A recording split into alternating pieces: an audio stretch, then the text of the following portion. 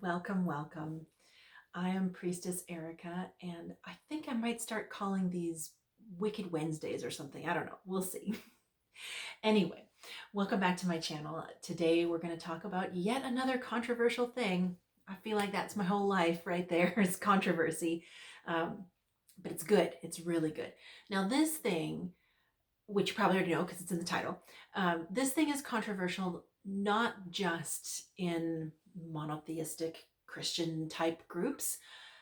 It's actually a thing that's controversial in some pagan circles as well, specifically, and they may not be the only ones, but specifically in Wicca, which we may have a further conversation about Wicca some other day about how it has a lot of challenges and its roots are quite problematic.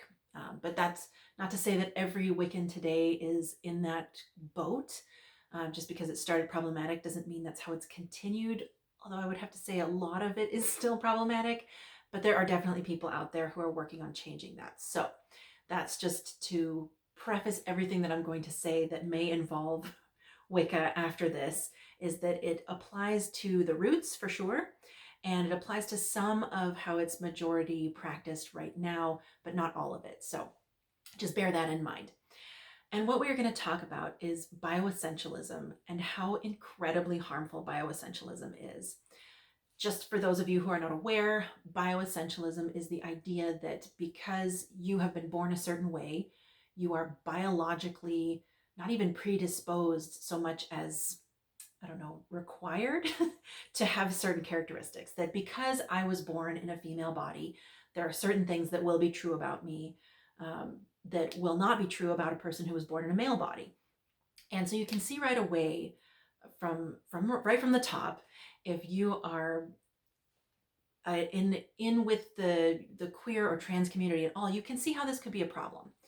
Bioessentialism is often used as an argument for heteronormativity, and it is certainly used as a transphobic argument and an anti-trans argument with, I don't even want to say some regularity, because it is used all the freaking time as an argument against people being trans or genderqueer, gender fluid, certainly an argument for the binary, which I have deconstructed a number of times in my life.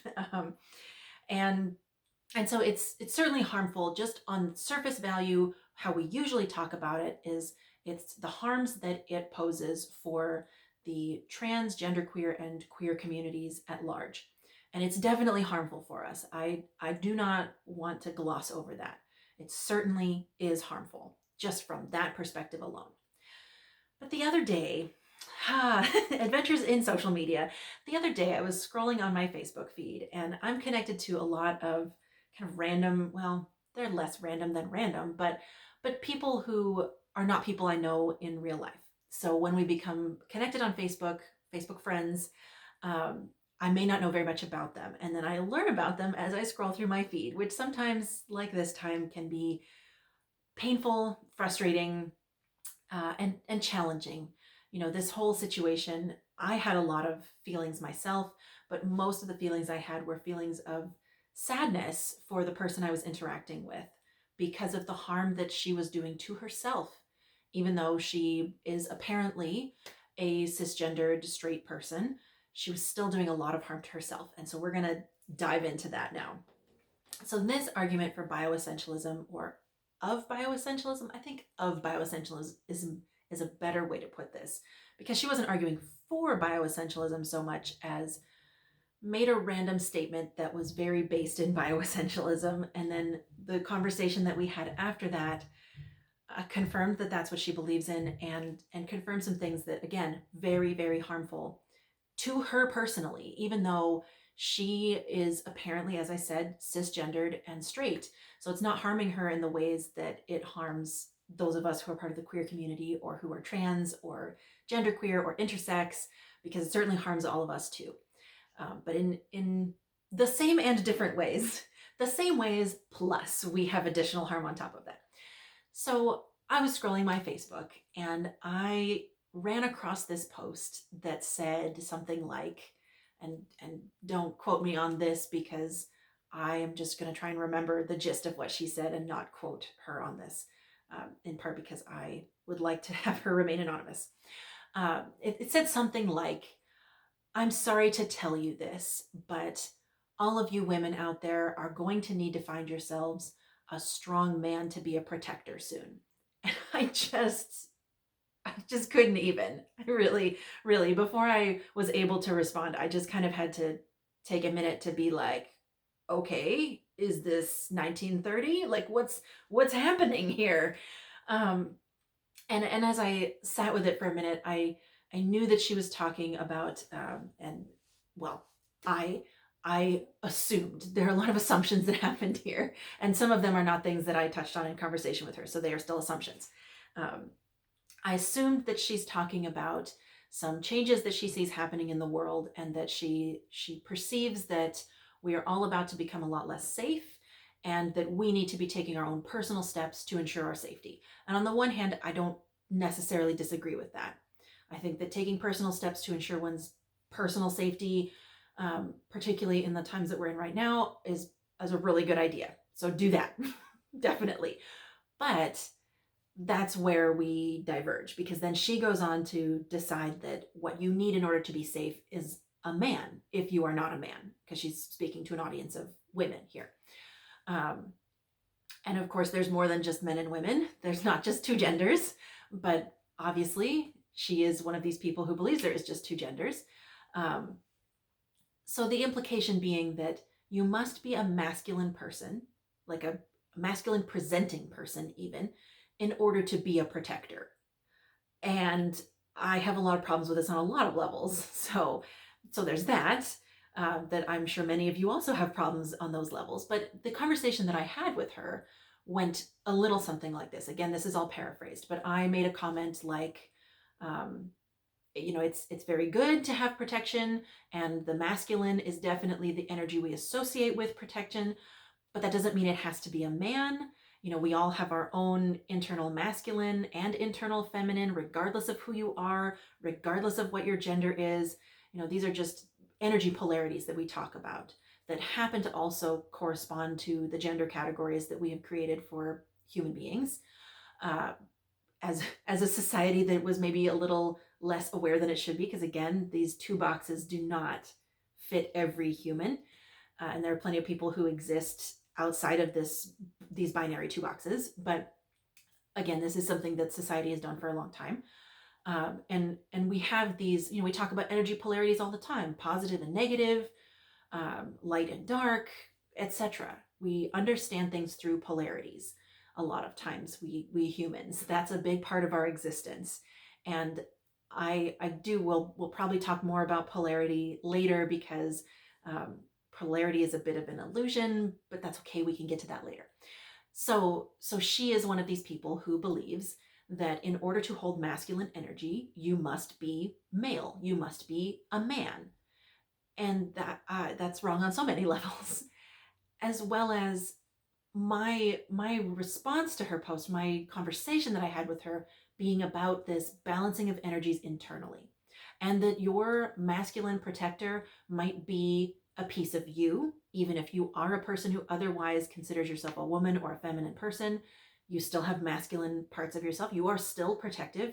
We still do protective things as women, and feminine people. We still can go out and provide, make money, all of these things that we associate with being masculine characteristics. We're allowed to have them. We can, we should, because the balance is necessary. So I was talking to her about this concept of internal balance. And her response to me is what really blew me out of the water. I mean, her initial post already, I was like, where are we in the 1930s?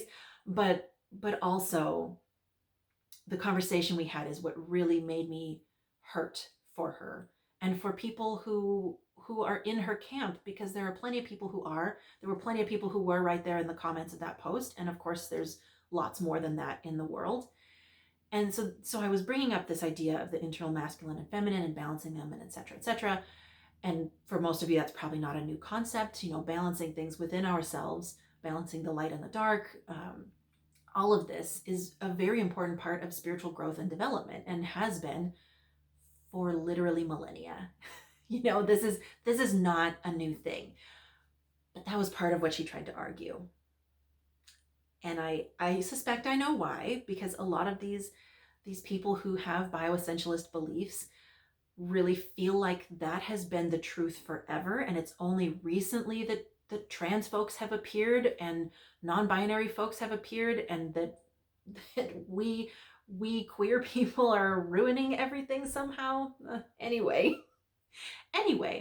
still, most of the bioessentialist people that I've had contact with in the past still at least partly agree with me and those of us in my camp, about this balancing of internal energies. And perhaps you're balancing them just your own internal energies.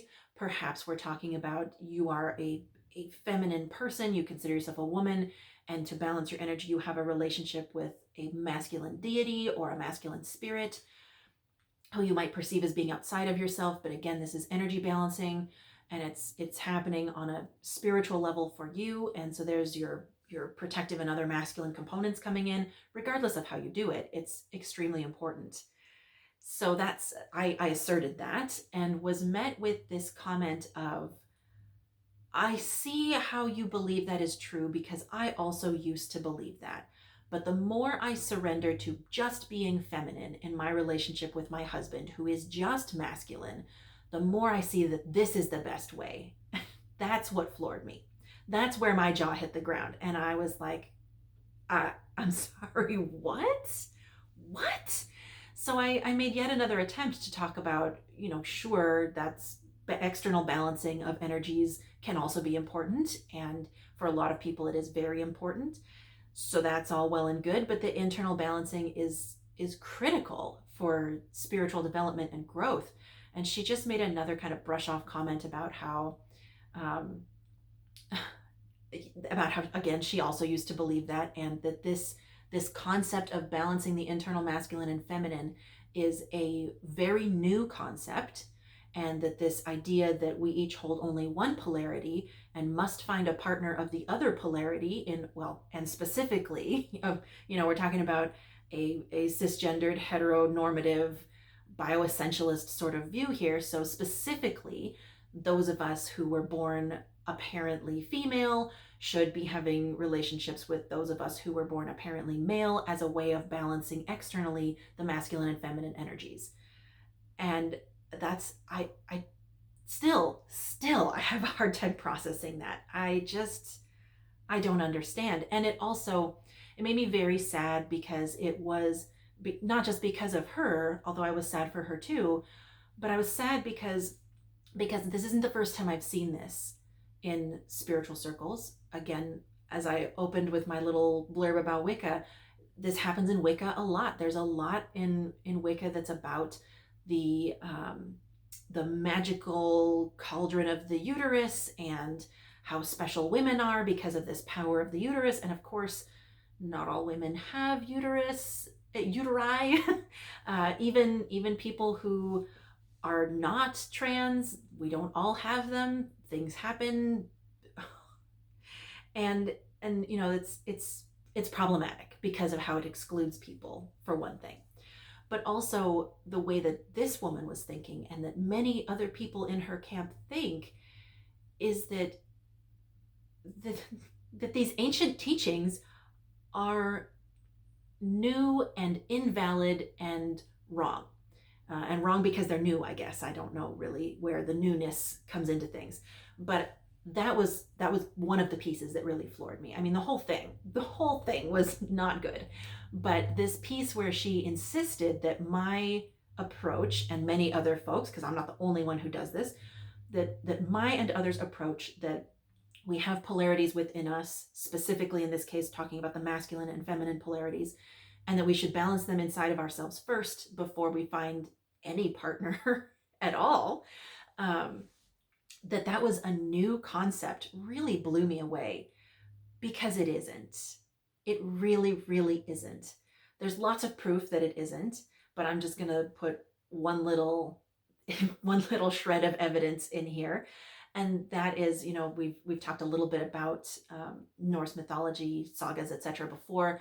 Well, one of the things that happens in a lot of the sagas and in a number of the myths is this initiation journey that is undertaken by the hero. And the hero in question is almost always a man. I think there are a couple of stories where the hero in question whose journey we're following is a woman, but most of the time it's a man. Regardless, uh, the way the story goes still tells us some very important things about the idea of what it takes to be an adult human.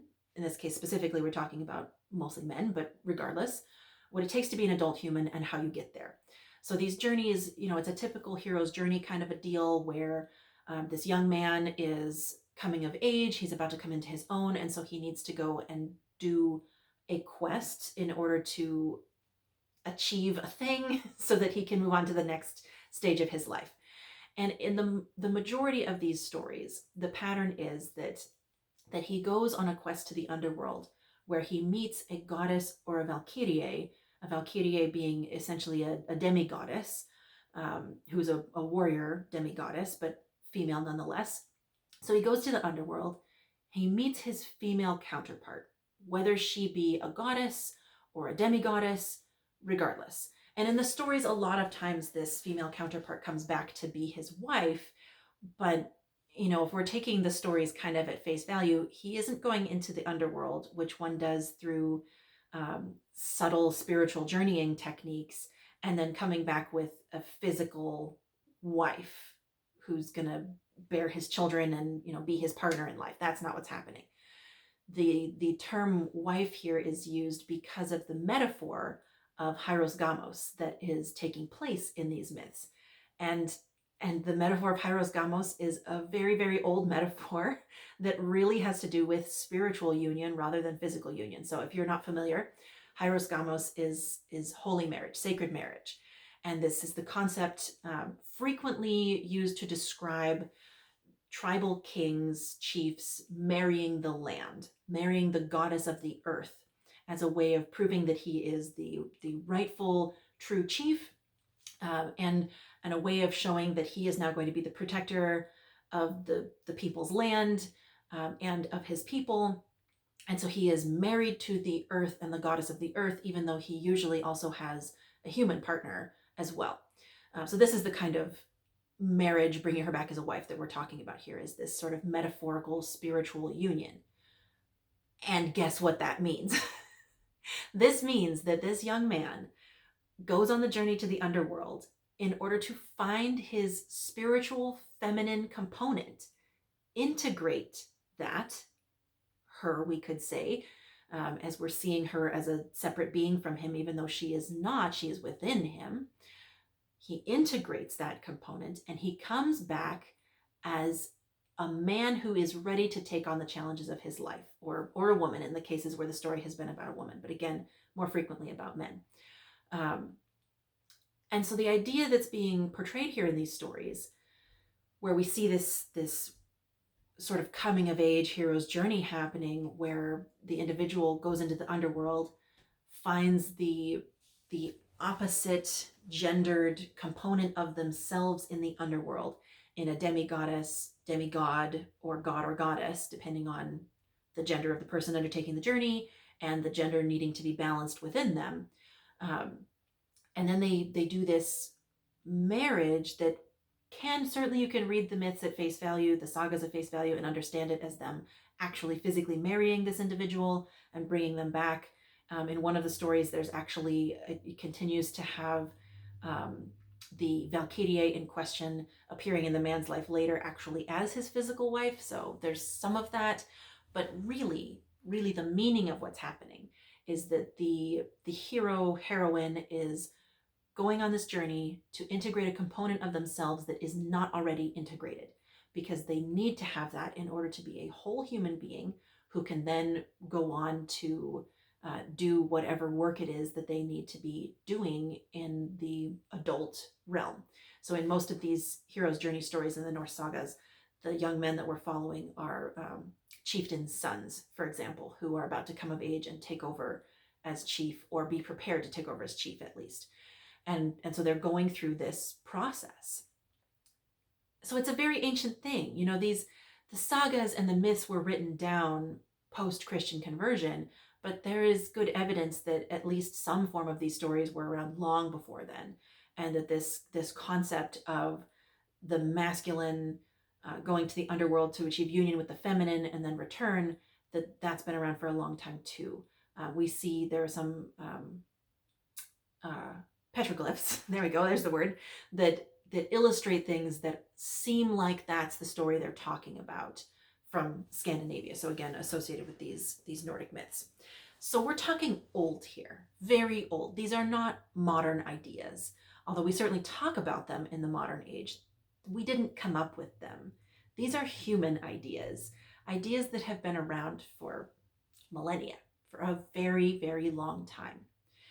And and I can't handle when people use this concept of, well, something is new and therefore it can't be any good in spiritual circles. And that's problematic for a couple of reasons. One being the fact that most of the things they're saying are new are actually very old, very, very old. And I guess they're just trying to find an excuse to write it off or something. The other problem is that this desire that humans have for a spiritual path, spiritual tradition, whatever, that is ancient is actually, I would say, part, maybe even a large part, although not the entire thing, of why we have such a problem with cultural appropriation of closed religious traditions.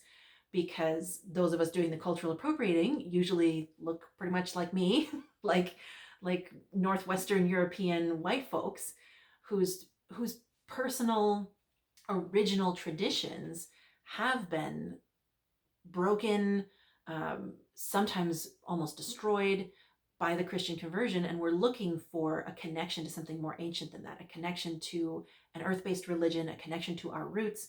But it's hard, it's challenging for us to do that because we have to do a lot of research, and you have to try and figure out, what's for real and what's not, and what things have been tainted by too much white supremacy, because there's so much of that out there, especially I don't know, it's so much of that out there in general, but it certainly pops up in spiritual communities as well that are focused on Northwestern European paganism, and it's very problematic.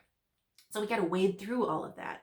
And because in most of our cases, there is not really an unbroken lineage. There might be an unbroken lineage of folk practices, folk magic, but there certainly isn't an unbroken lineage of specific deity honoring spiritual practices anymore.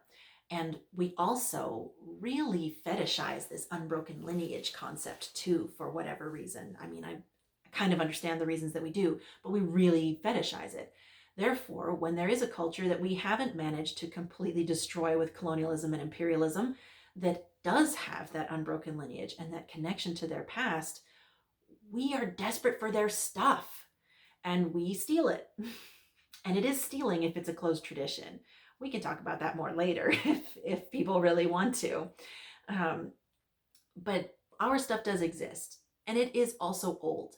And I wish that people would let go of their obsession with things being old and also recognize that these things are old. Like, I don't know why she decided this was some new thing that the spiritual community is doing.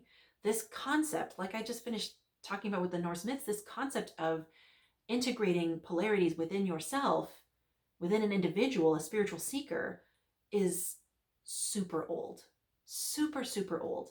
And it's a very important concept. When we look at the things we consider feminine, the things we consider masculine, the things that are parts of those polarities, the feminine is not about boundaries at all. The feminine is about nurturing and oneness and me melding into you and you melding into me and really diving into the interconnectedness of us all. And all of that is beautiful and great and amazing. And of course, the feminine's lots more things on top of that, but this is just to list a few things. And the masculine is more about boundaries. Where do I end and where do you begin? And focusing on the separateness of things. And we've talked a little bit before about how the separateness of things is an illusion on this plane, but it's also a part of this plane. Polarity is also kind of an illusion, but it's also a part of this plane. This plane we live in, it's full of illusions. And sure, there's a lot of great spiritual work that can be done by seeing past the illusions, but also a lot of great spiritual work can be done by working with the illusions. And so here's part of of the ancient spiritual truths that have been known for a very long time, that these polarities are an illusion. So if you think that you only hold feminine and that the only solution to balancing that energy is to find yourself a partner who only holds masculine, that's an illusion. 100%. And I don't care, if you're straight or queer, or if you're cisgendered or not, or if you're intersex or whatever, you hold more than just one polarity of gendered energy. You do. And realizing that and then being able to integrate the two is the place where power is. This is why, in the first video, I love that this topic circles us back to the first video. In the first video, I talked a lot about how queerness, these not subscribing to, in particular, gender norms, because even if you're cisgendered, if you're not subscribing to the heteronormative way of being and the gender roles that come with that, you're already being gender transgressive, even if you are cisgendered. And then, of course, if you're not cisgendered, you're being very much more gender transgressive. And I didn't use that word in the first video, interestingly enough. It's one of my favorite words. It applies to this idea of the taboo. To say one is being gender transgressive does not mean that the transgression in question here is that you're committing some kind of sin or doing something wrong by being gender transgressive. It just means that you're not subscribing to society's gender roles and gender norms, and that puts you into that space of the taboo that we spoke about in the first video. So it's this space of the taboo that brings you to a place where you can integrate the energies, where you're no longer seeing yourself as belonging to one of the polarities and needing to be nothing but that end of the polarity. But now you see that you are more than that. In fact, you can be all of that, and you're integrating that energy. And that is the magic of gender transgression, honestly, is this being able to see through the illusion of the gender binary and of the polarity of gendered energy. And of course, once you see through the illusion of one polarity and really integrate that, you start to see through the illusions of the other polarities as well. I talk about this in my business coaching, actually, that once we start to go on our spiritual journey, our path of spiritual awakening, and grow and change, that everything in our life has to follow suit. If you've been working a job that doesn't feed your soul and you're going on a journey of spiritual awakening, you will reach a point where you just will not be able to be in that job anymore. You will have to change 100%. So it's the same thing here. If you can get past the illusion of the gender binary and of the polarities of gendered energy, then pretty soon, once you integrate that, pretty soon you'll be seeing past the polarities of everything else. And this is, again, why this is not a new idea. This idea of polarity being illusion is extremely old. This is one of the ideas that is essentially spoken about in Buddhism, that all of this is illusion.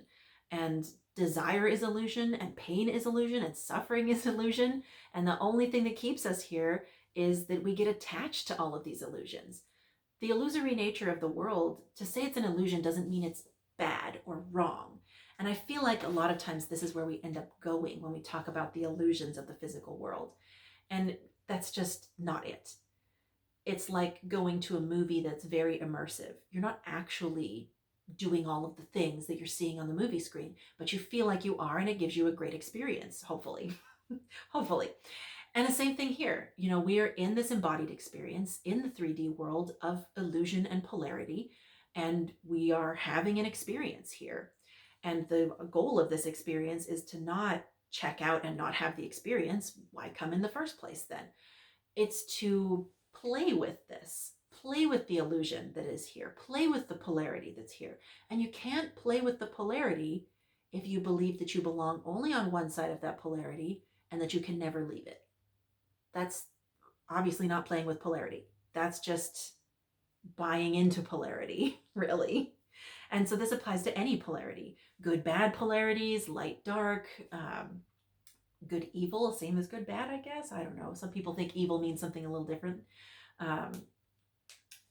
anything, any polarities. And that's a thing that if you are going on a journey of spiritual awakening, like so many of these people who buy into this polarized bioessential nonsense, they're buying into this. And as you go on the journey of spiritual awakening, if you really are on that journey and not just on a journey of finding a different way of buying into the illusions, which unfortunately, anytime that a large number of people get involved in doing something, a lot of people will be doing it with integrity. I was going to say the right way, but that's not really accurate. They'll be doing it with integrity. They'll be doing it with authenticity. They'll be doing it from a genuine place, from sincerity, and from really seeking their path. And some people won't. And of course, we're all in different places in our path, and it's wherever you are is not really wrong. I hope, though, that if you believe in the polarity of any kind of polarized system, and you don't think that that's an illusion, that you will reconsider that, because it all really is. We talked in the monotheism video about how all are one at our core. This feminine value of interconnectedness and no boundaries, and how I meld into you and you meld into me on one level at a different dimension than what we're in right now. That is absolutely the truth of everything. We are all one, we are all connected, and we are all each other. It's more than just we are connected. It is that we are each other. When you look at me, I see me peering out at me from your eyes. That is how this works. So again, this just emphasizes this idea that all are one, that that everybody's interconnected. It emphasizes that there is no polarity. If all are one, then how on earth did the polarity of masculine and feminine happen unless the one holds both polarities? And if the one holds both polarities and you are also the one, why can't you hold both polarities? The answer is that you can. 100% you can. And that, in my opinion, you should. You should work on embodying both polarities. And in the spiritual world right now, in a lot of spiritual coaching, in the spiritual coaching that I do, we're seeing the feminine being very emphasized. And I don't know about other people, I can only speak for myself. But the reason that I emphasize the feminine, the values of the feminine, this interconnectedness thing, all of this, is because for so long, thanks to probably the patriarchy or other things, who really can say for sure, for so long, the masculine way of being, the masculine way of doing all of these things has been overemphasized to the point where, and perhaps for this person I interacted with on Facebook, her diving into 100% feminine polarity is her way of starting to heal from that, which if that's the case, then good for her. But just like everybody else on this planet, I wish for her that she never stops moving. I wish the same for me and for all of you, that wherever you are in your journey of self-discovery, spiritual awakening, and spiritual growth, that you don't ever stop moving, because it's never done. There's always more, always more, always more things to discover, always more experiences to have. And so certainly when we're recovering, and again, this is how my coaching works and how a lot of other people's spiritual coaching works at the moment, we are recovering from an overemphasis on the masculine in these fields and basically every other. And so part of how we do that is by diving into the opposite polarity. Most of us are already really good at doing things the masculine way. And I say that as a woman who has been engaging in what I would like to call feminine business for a very long time. And I still, to this day, I find limiting beliefs that they are impositions of toxic masculine ideas, unbalanced. The toxic masculine and the toxic feminine are simply unbalanced versions of themselves. They have gone so far into the polarity that they hold none of the other anymore, and therefore the unbalanced feminine can't hold herself together. She doesn't have any direction. She doesn't make goals. She doesn't, she's just kind of a ball of emotions all the time, which there's nothing wrong with emotion and there's nothing wrong with femininity. But you can't stay there forever. You can't be in this 100% feminine energy space forever. Eventually, you need to take some initiative and do some things. This is part of embodied life, and that's masculine. Plans, goals, taking action, this is all masculine. The feminine is about being rather than doing. And so, on the other hand, what we see in our society today, at least here in North America, is a super toxic masculine society. And not just the men, but all of us. We've all pretty much, generally speaking, have gone so far into that masculine polarity and have cut out so much of the feminine and decided that the feminine is evil and wrong and all of these kinds of things, and therefore should be suppressed, and the masculine is upright and good, and light, and therefore we should embrace the masculine. And so we have found ourselves culturally in a place of deep imbalance, deep imbalance. And that's a problem. And this bioessentialist nonsense is only furthering that. It's only encouraging us to stay more imbalanced. And that's not healthy for any of us. It's not healthy for society as a whole, and it's not healthy for us individually.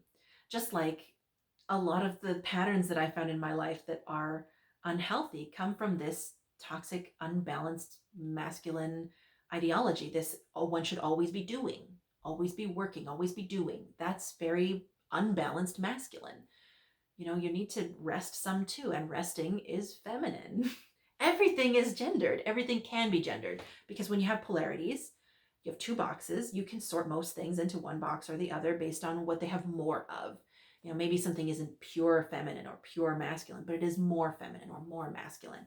And this is part of the misunderstanding we have when we talk about sorting things into boxes, because that's a problem. We love to do it as humans. It's so convenient to sort things into categories, and it is helpful in a lot of ways. But the implication when we talk about sorting things into categories is that that's all they contain. So if you put it in the feminine box, it's purely feminine, nothing else. And I totally understand why plenty of people, including a lot of non-binary folks, would have a problem with this. But the idea is that just like we can say that something is active or passive, even though it might not be on every level. So as I'm sitting here right now, were I being silent, you could say that I was being passive. But there are certainly parts of me that are not. You know, my cells are always working. I'm constantly breathing. My heart is beating. All of the things that need to happen to keep me alive. And those are all active. But, you know, again, this is the challenge we have when we categorize things. And this is part of the misunderstanding that these people who bought into this bioessentialist illusion, that the problem that they're having, and this feeling that once you're in one of those boxes, that's where you should stay. And that's a big problem. You know, that's antithetical to all kinds of growth and change and things that are very important for human progress, and for becoming a complete person, whatever that means to you. It should what it has meant to many people over many thousands of years from many different cultures is, on one level or another, the integration of polarity. And that, again, it can be applied to lots of different polarities, but for us, a lot of what it applies to is gendered polarity and the integrating of healthy, balanced feminine and masculine aspects and principles within yourself. It's so problematic. And one thing that I haven't even touched on yet is that when you do take this externally, when you have decided that because I look like X, therefore I am purely feminine, and because there is a polarity here that needs to be balanced, and I recognize there's a polarity that needs to be balanced, although I believe that I'm purely feminine, if I believe such a thing, then you look outside of yourself for balance. And that's not great. It's not great because, first of all, if you listen to the last video, you know that kind of nothing is outside of ourselves. It's all ourselves. So you'll never find anything outside of yourself, truly. But the bigger problem, the bigger kind of more immediate problem is less esoteric and more, immediate. more tangible, more a part of our day-to-day life. And that is that when you think you have a certain thing that needs to be balanced by another thing, and you believe that you can't ever have that other thing, and therefore you can't balance this within yourself, So you need to find someone outside of yourself who has that other thing to balance for you. Now what you've created is very close already to codependency, and very quickly becomes codependency. If you are in a relationship where, let's say that I am a woman in a heterosexual relationship, and I see myself as being purely feminine and my partner as being purely masculine, and that we need each other to balance each other out. Well, now what happens if one of us has to leave? Like leave the relationship, not just leave the premises, but leave the relationship, because people change. We find out things about people that we didn't know before, or we grow, and we grow in different ways, and we're no longer compatible. Well, when you're codependent for any reason, it's really hard to leave, because you feel like, I might die without this other person. And likewise, you often think they might die without me. So we can't leave each other. Well, this is very complicated, because I don't want to stay with this person, and I don't really like what's happening in this relationship, and I know that it's bad for me, but I can't really leave because I need this person and they need me. And I can tell you that that's the voice personal experience. I've done that in romantic relationships a couple times in my life, though it was never about a holding of gendered polarities in particular, but I've been codependent with other things in other regards. And so I know from personal experience that it's very dangerous, and it makes it very easy to fall into relationships that become, even if they weren't initially, manipulative, abusive, otherwise unhealthy, otherwise damaging. And it's very hard to leave them once you have gone that far in this codependent relationship. So, and especially if you believe there's something in you that, again, for example, that I am only feminine and my partner is only masculine, and that we need each other to balance each other. Well, now if he leaves me, now I have to find another partner ASAP, because otherwise I'm totally unbalanced feminine, and that's going to be problematic. I mean, who's going to protect me? Who's going to make it so that I get anything done, so that I have any goals, so that any providing happens in my life? If I don't have any masculine characteristics, no one will take care of that. And so I'm desperate then, in this hypothetical, for another man to come into my life, someone else who can carry that masculine energy and take care of those things for me. And obviously, that's not very healthy. We should be able to handle all of that for ourselves. And now, I'm not discounting community support and interconnectedness and all of that, because all of that is for sure a thing as well. Just because codependency is unhealthy doesn't mean that being completely independent is healthy either. Humans are social animals, and we require each other. We really do. Now, it doesn't mean you require a specific other human, but it does mean that we require the support of each other in order to be healthy, in order to be psychologically healthy. And then, of course, not everybody is neurotypical, physiotypical, and can adhere to our society's very rigid, toxic masculine standards and ideas about what you should be doing in order to be able to survive. That's a whole different can of worms, but it does tie in with this. And you can see where, if I believe that I am wholly, and you know what, let's just for a second stop using gendered terms, because so many people find those really hard to deal with for various reasons. And let's just say that the balanced state of humanity is purple, and I am completely blue. And therefore, I need a partner who's totally red, so that we together can make purple. And obviously, if I believe that, then whenever I don't have a partner who is totally red, I'm going to be in trouble. Because if the normal state of humanity is purple and I'm blue, then unless I have that red partner to combine with to make purple, I don't have everything. And I'm going to be unbalanced and likely unhealthy. And certainly I will feel as though I am incomplete, even though I'm not. And this is part of the reason why, and I'm kind of burying the lead here because I'm going to wrap up with this. But this is part of the reason why this post bothered me so much, because she was basically telling every woman in her audience that without a man, you are not enough. You are not good enough. You don't have enough strength. You don't have enough protective instinct. You just don't. And so you better get yourself a man so that you can be complete and be safe. And obviously, that's a very harmful thing to say, even to another cisgendered straight woman. Because what if that woman is currently single? What if she is currently recovering from a terrible relationship that she needs to spend some time by herself, finding herself and healing from that before she jumps into something else? And of course, there's the what ifs for the rest of us too. What if you're not cisgendered and straight? Now all of this is terrible for you if you buy into what she's saying, and hopefully you don't, because it is very harmful.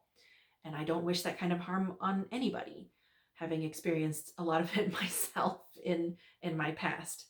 So the moral of the story, and again, the thing that upset me the most about this post, is that we are all sufficient, complete human beings.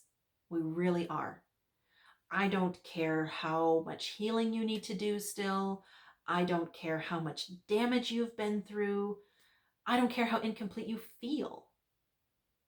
Your completeness is not the job of any other person in your life, because you already are complete. And when you look for that completeness outside of yourself, you cannot realize your own completeness. And so this is really, aside from how it leads you into codependent and potentially abusive relationships and all of these kind of complications, the main problem here is that what we have known as humans for millennia about spiritual development and self-actualization is that we are already complete, and that what we need to complete ourselves can be found within ourselves. That if you don't currently feel complete, if you don't currently feel like you're balanced, it isn't because there's something external that needs to be added to you. No, definitely not. It's because there is something in the internal landscape that needs to be dealt with. Some way that you need to love yourself differently. I almost said better, but that's not necessarily true. I mean, sure, there have been times in my life where I would have said that I could have loved myself better, but I'm not sure that better is really right. I just needed to love myself differently and deal with whatever was happening in a different way. And so that is the case here. So I certainly hope that every one of you out there knows that you are complete no matter how you feel right now, and that your completeness lies within yourself. You're not going to find it from anybody else, regardless of whether we're talking about gender or some other factor. It comes from within you. And so this balancing of energies, whatever energies we're talking about, can and should happen within you first. And then we can balance things externally if we want to. And just because we talk about balance, that doesn't mean 50-50. I wouldn't consider myself on average to be balanced 50-50 masculine, feminine. And it's fluid too. I don't consider myself to be trans. I am a little like intersex flavored kind of, but I do consider myself to be cisgendered and a woman, but also there's a lot of masculine in there.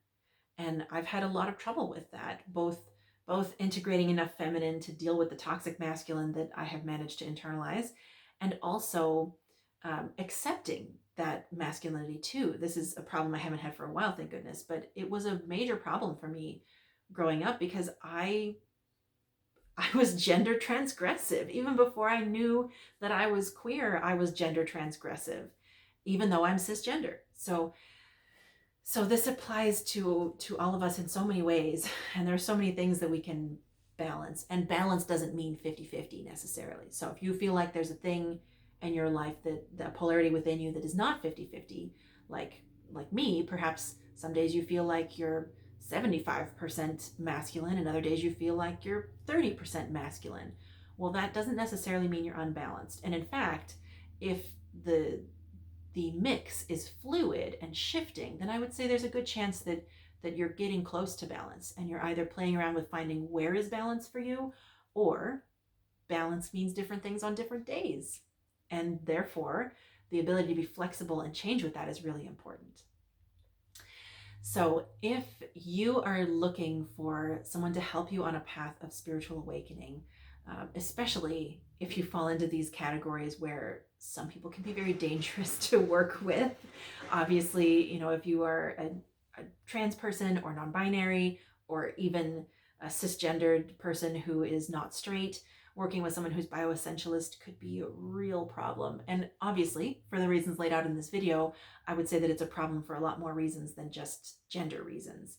It's a problem because that's a major part. This balancing of polarities internally, regardless of what polarities those are, is a major part of the spiritual awakening path. And if you can't get to that place with any polarity, then you probably need a different helper. Well, I am available. I actually have a couple of individual coaching spots available right now, which is pretty unusual, but that is available, and I will put my contact information in the description so that you can get in touch with me if you feel pulled to work with someone on your spiritual path and on your path of spiritual awakening, on your path of integrating polarities, whatever polarities those might be. All right. Maybe next time we'll talk about the polarities of light and dark. Possibly. It's a good one because again, this is something that is a major problem in the spiritual community today, of this trying to reject darkness and take only light, which is, again, that's an unbalanced polarity and it's a problem. Although we're seeing a shift with that anymore. However, that's it for today. So bye for now. Please reach out if you need any help.